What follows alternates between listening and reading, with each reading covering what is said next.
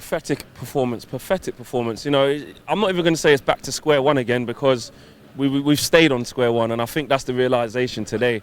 After the Juventus game, when I was excited, I was happy, I wanted to celebrate the win, and I said then I didn't want to dissect the performance too much. I just wanted to enjoy the win.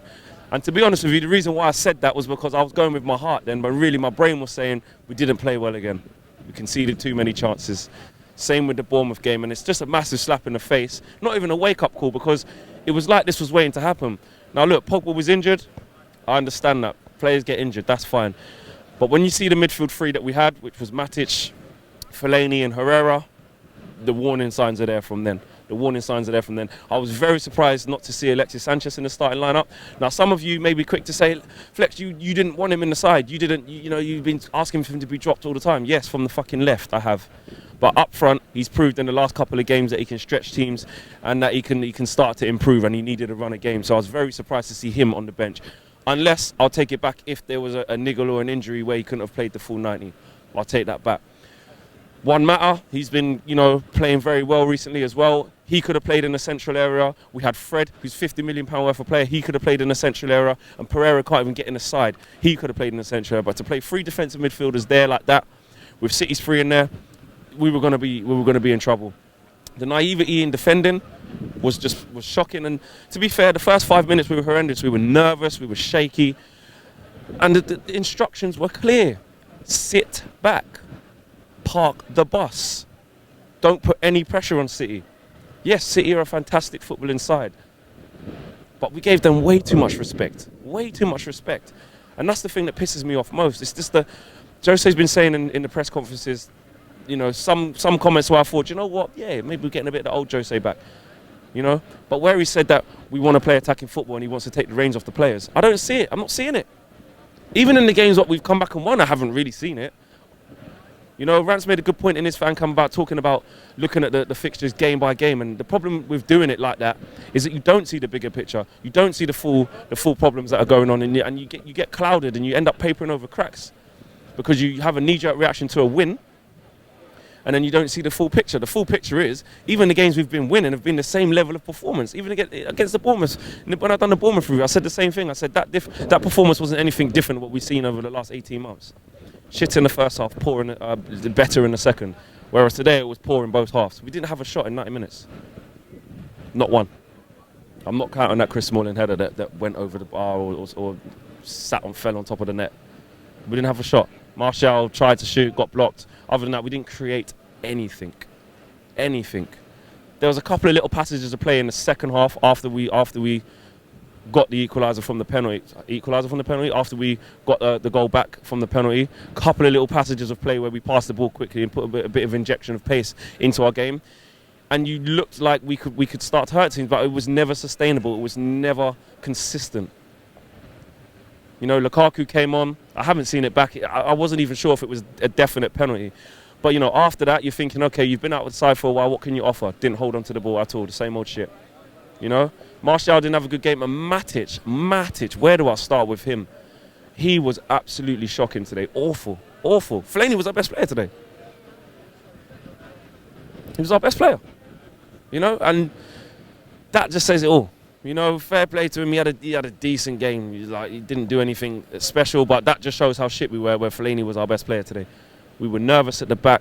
City were just picking us off, and like I spoke to a gentleman earlier, he said that he felt that City could just go up that little gear as soon as they wanted, and they did do that. You know, even after we got back into it with the penalty, we didn't even kick on from there. There was nothing. I didn't have that sense of never say die attitude. Where was it today? Was it even there in the first place? These are all the things you get sucked into, people saying you turn the corner. No, we have not turned the corner.